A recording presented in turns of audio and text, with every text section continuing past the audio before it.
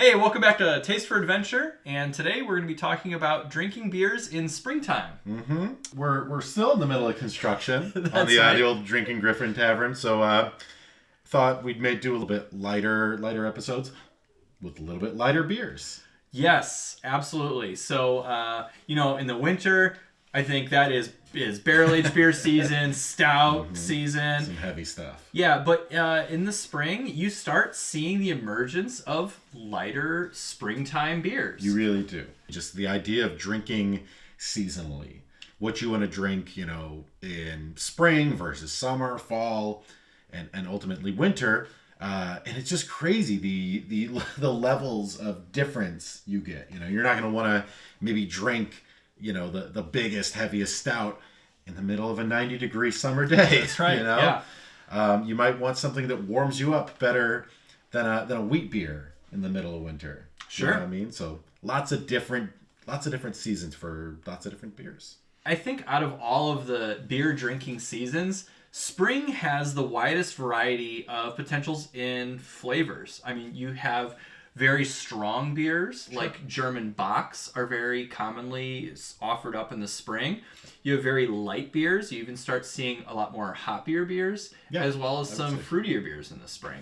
Absolutely. Yeah, but I think because you're still not hitting those heat of the summer type temperatures, Right. you don't have to have a lawnmower beer, a super light watery beer. You can have a beer that still has some body to it, still has some alcohol to it. So you get a lot of really nice flavored beers in the springtime. Yeah, I would say so. And we actually have three really good beers for this particular episode. We're going to cover Andechs Doppelbock, the An Wild Table Saison, and the Saison DuPont. So, we can get going with the Andechs.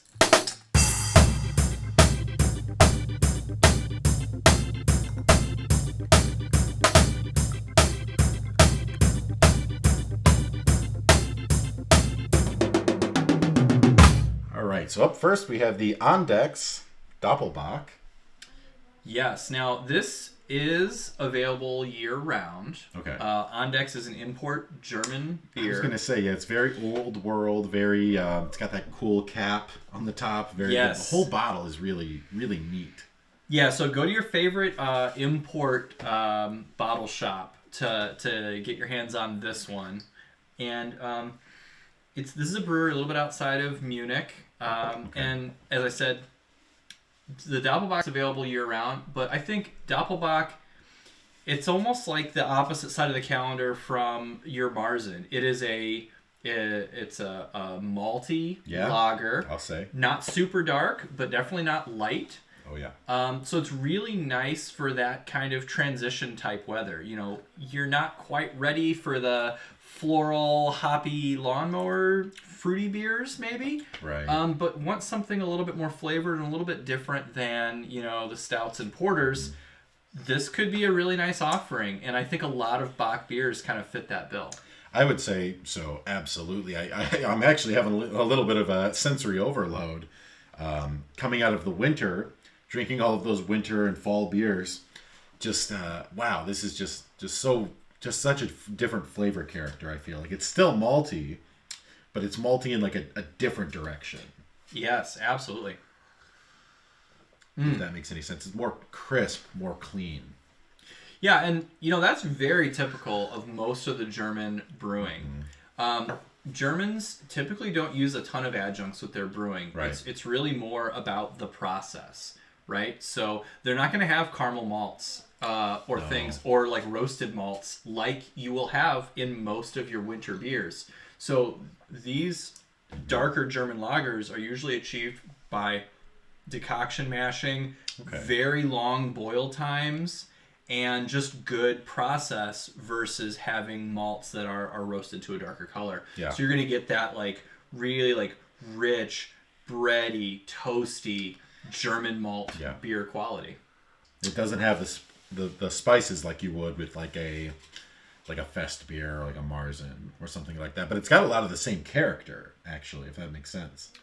Yes. It's almost like a palette swap of characters in a fighting game or something like that, except there's a difference, you know, but you have to look for it. I think some of the key differences Yeah. between like a Marzen versus a Doppelbock, Doppelbocks are going to be a bit stronger. Remember, Marzens are made to be drunk in quantity at outdoor beer festivals in the fall. Right. Doppelbocks, you know, one bottle like this will probably do you. It's a pretty potent, fairly strong beer. Doppelbock, Doppel means double, so it's like a double strength. Bock. It's like a double strength beer. So it's going to be stronger. You're going to have some of that creamier mouthfeel that comes from a higher alcohol. Yeah. And it's more malt forward, I would say, even than a Marzen. We're still not in the hoppy, you know, we're still not in the IPA territory. No, it finishes a little bit sweet, although it doesn't taste under attenuated.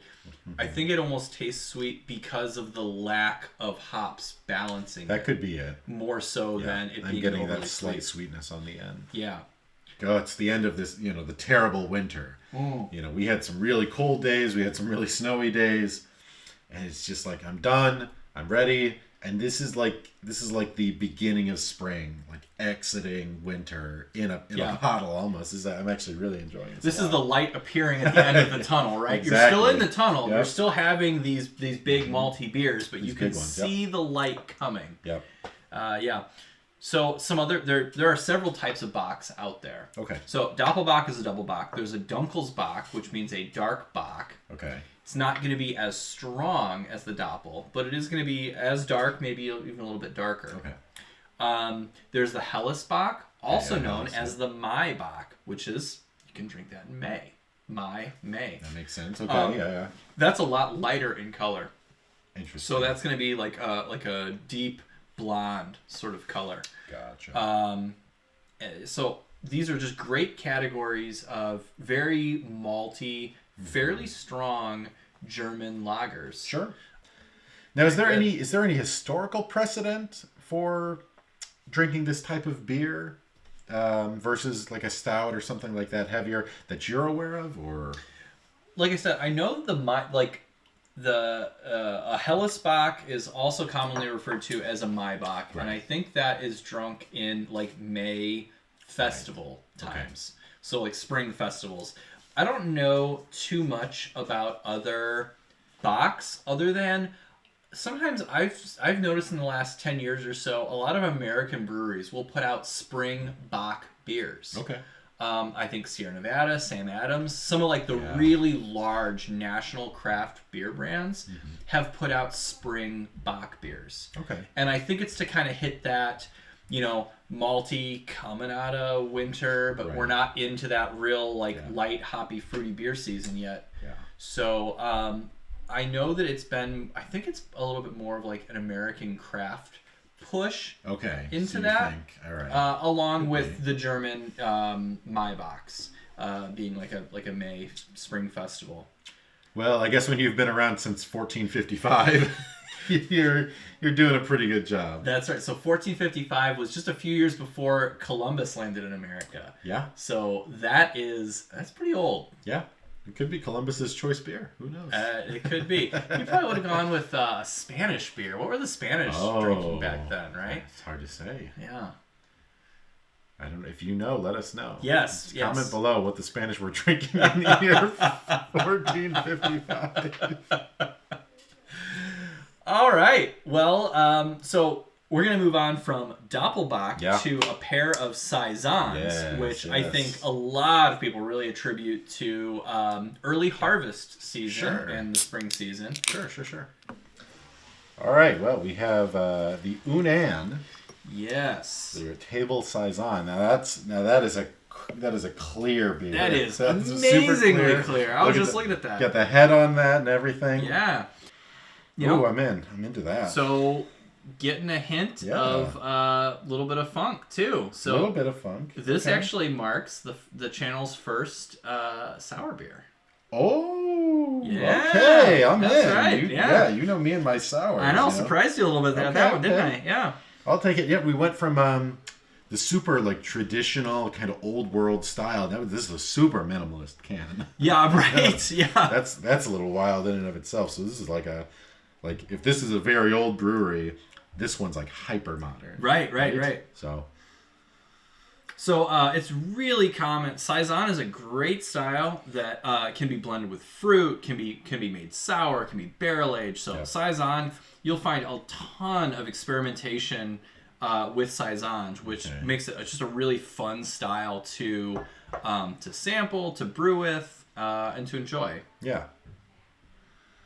I mean, I haven't even taken a sip yet, and I'm already enjoying this. It smells great, doesn't it? Yeah. Wow, that's very woo. Puckers you up a little bit too. It sure does. That's a nice one. Mm. And you're right, there is a little bit of, and you would probably describe it exactly as funk. Yeah. I mean, this beer is it's their Saison blended with a portion of wild ale. So right, yeah, wild table Saison. Where does this come from? Like what exactly are we doing with Yunnan here as like so is that the company, or is that like what are we dealing with? From what I can tell, yeah. So I actually went to Yunnan to pick up some beers to do a virtual beer judging for a competition I was involved in. And where are they based out of? They're in Chicago somewhere. Just in Chicago? Okay, yeah. Cool. I don't know the exact neighborhood, but look them up. Right.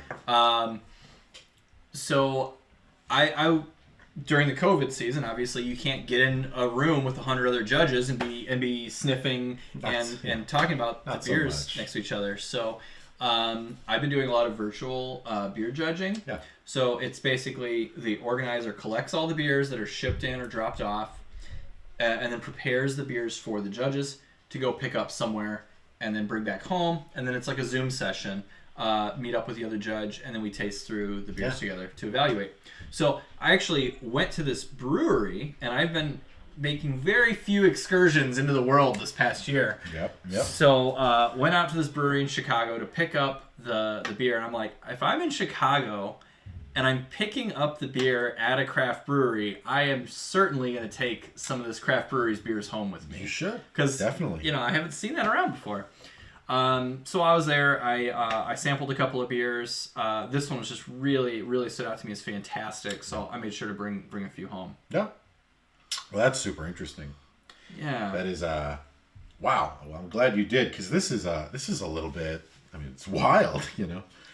That funkiness. It's almost like and I don't want to describe this. I don't want to describe this beer this way, but it's like the funk with like blue cheese. You know what I mean? Like, you'd think like, oh, blue cheese, that's disgusting. And I mean, I guess I don't know what your opinion is about blue cheese, but I love blue cheese. I love that sort of weird, sort of like off, that kind of, that funkiness. Right. This is doing the same thing for me. I mean, this doesn't taste like blue cheese. Just to be 100% clear, this is not the premier blue cheese beer. There's a depth to the sourness, right? There is, it's not just it's sour. Yeah, like somebody dosed in like acid into it. It's there are layers of flavor and complexity to the sourness. Right, because I've had straight up sour beers. Yeah, and they're good. I've had good ones. I've had bad ones, but you're right. Like, funkiness is, I feel like it's its own subtype of sour. Yeah. So I feel like that's definitely when you order it off the menu, you're not really sure exactly what, you might have an idea of what you're going to get, and then you take the first sip and all preconceived notions are out the window. Because I've had Saisons before, I've had wild ales before. Yeah. So just really, really excellent kind of surprise beer from Yunnan there. Yeah. Okay, I'll take it. So, and would you fit this in the category of like a spring seasonal type beer? I mean, I would. For as sour as it is, it's incredibly easy drinking. You could put away the entire 4-pack, 6-pack, whatever it comes in. Mm-hmm. You could put it away quick. Just because of how easy drinking it is. Despite those really, I would say outlandish, they are outlandish flavors. Like that, like sour funk. Yeah. That's crazy. Well, That being said, how would you judge this beer? What obviously you don't have you might not have a score sheet right in front of you. Oh no, that's so. If I was to enter this beer, I would enter it in probably the American. You can do like a mixed fermentation sour beer. Okay. So, and This is absolutely mixed fermentation. They say that it's a Saison mixed with a wild ale, right? They do. Yeah, it's a blended beer. It's mixed fermentation. It falls within the sour category. I do get some oak in it, but it's not so much that I would enter it in like the oak category. So it has just all those parts of a mixed fermentation. It has a good sort of base beer quality. Yeah. It has some really nice contributions from that wild ale and from some oak to make just a super nice beer altogether. So yeah, a beer like that, I would enter it as a mixed fermentation wild ale, and then list a Saison as the base style. Interesting. Yeah. It looks like Unant. I'm curious as to their other beers now. They had a nice lineup of some like sour beers, and they also had your more like traditional, straightforward beers. I had a Pilsner from them that was really pretty good. Okay. They had some barrel aged stouts. I mean, they really So they just kind of run the gamut. They ran the whole gamut of all the different flavors, but this one really stood out to me. I'll say. Yeah, I really like this one a lot. Good job on you, Unant. Yes. If you're ever in Niles, Illinois, just drop by. That's right. So, and as far as spring beers, I would definitely say this is probably more of a late spring beer. Yeah, this is getting into the summer kind of cycle, I think. Although it still has that nice transition from, your barrel-aged stouts to the barrel character of a lighter beer, right? Sure. So, a lot lighter, easier drinking, but still huge flavors, as I mentioned, that I really like about a lot of the spring beers. So, take us home, Andrew. What do we got to finish it off? So we've got Saison DuPont, which is, I think, the only one on the flight that I've actually had before. Yeah, and Saison DuPont is sort of the proto-Saison. Yes. That is definitely, the BJCP, example. The Saison. That is the Saison. So I think that's a great one to land on this flight with. Well, let's do it. Yes, never a bad way to finish a flight. Not at all. So super well carbonated. Yep. I mean, had a nice thick head. That absolutely. Oh wow, it's stuck around for. It's still there on mine. It's partially. Still there. Yeah. Yeah. Yeah. So, and I think that's one of the aspects of a lot of Belgian beers is that they can be very highly carbonated. Oh yeah. Yeah. Oh yeah. So if you get in there and smell it, that's not the hops. That's not the malt you're smelling. That is all the yeast. Really? Yes. Yeah. So I'm getting floral. Yep. There's a lot of spice in there too, right? Yeah. Like a white pepper. White pepper. Yep. Very peppery. Yep. So the Belgian Saison yeast can produce very peppery phenolics, which is characteristic to this style. Yeah. Wow. Yeah. No, a lot of beers, you might indicate, little to no yeast, fermentation, whatever. But Saisons will always have a pretty large amount of yeast contribution, fermentation profile. Sure. And, if you get yourself a Saison DuPont, just go ahead and smell that and spend a little bit of time just kind of sniffing that beer and really process through it for what a good Belgian phenolic is like. Wow. It is funny to see how the actual seasonal change affects the appearance of the beers that you're going to be drinking usually. Absolutely. But really the Saison historically was a lower alcohol beer that was for the farmers and the farm workers in planting seasons. Interesting. Yeah, so you plant in spring. Usually later in spring. Yeah. But it was designed to be a flavorful but not extraordinarily strong beer. So, in Europe especially, it was very customary, maybe still is, I don't know, for workers to come home and have kind of, a beverage or two over lunch. Sure. And it was a beer designed to really appease the workers, make them happy, let them really enjoy their drink, but not be so strong, so then that way they could still go and finish, right. Yep. Finish their work in the afternoon. So, and that's where Saison really kind of got its start in Belgium, France, that area of Europe.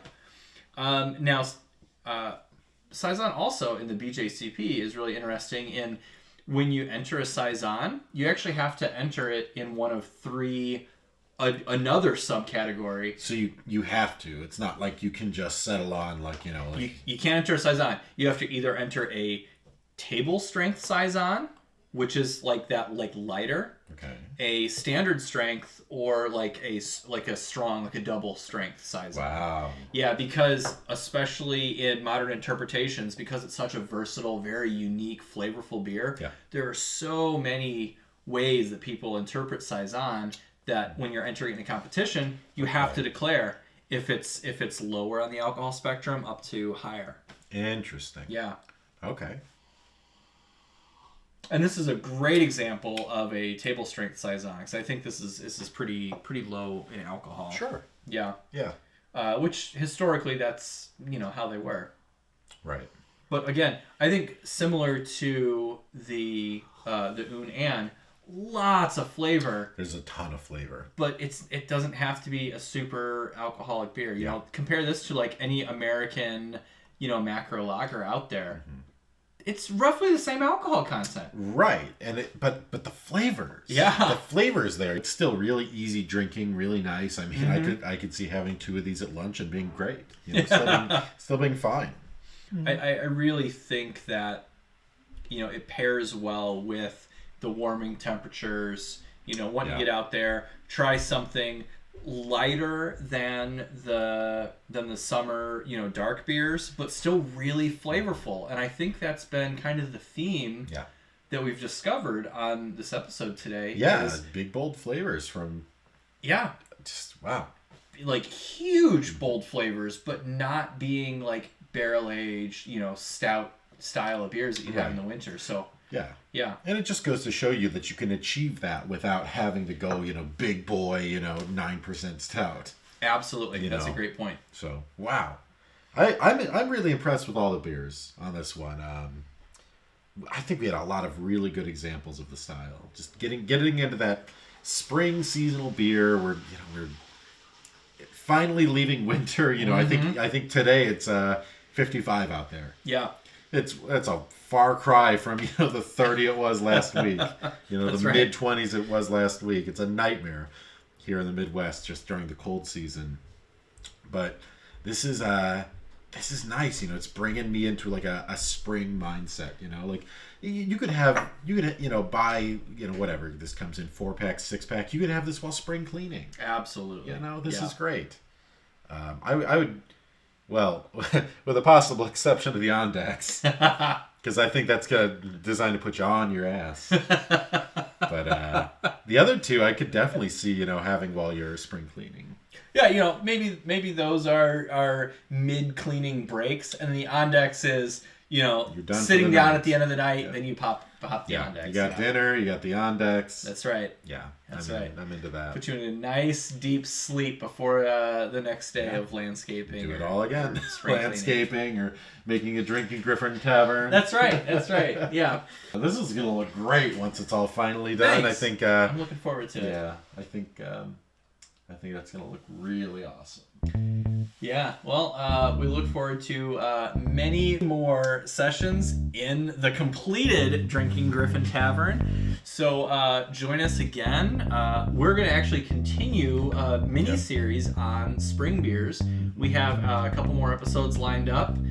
So join us again soon. Come back and see how this ended up finishing out. And we look forward to many more tastes for adventure with you. Cheers. Cheers. Actually, I have some this time. Yeah, all right.